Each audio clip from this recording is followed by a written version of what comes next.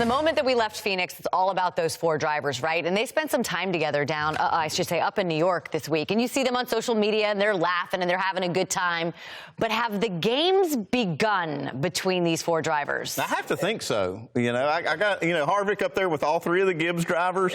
He's probably the one that's been, playing the games the most. And I bet it's really subtle. It's probably been really subtle up there in New York.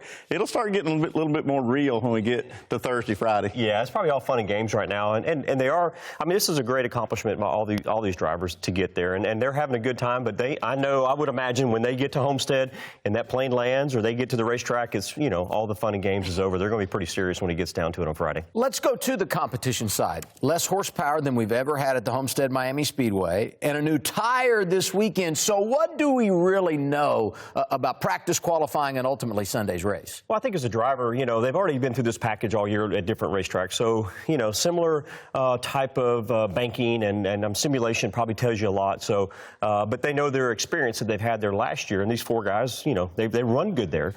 So getting out there, I'm sure they'll have a few laps to probably figure a few things out. But, there'll be a lot of throttle time. Before there was a lot of throttle time, so there'll be a lot more just trying to figure that out. But these guys are good. I'm sure they'll do it on a technical side. You probably know more about that than I do, Andy. Well, the one thing you talk about is the tire. It's an unknown thing. We didn't get to test it.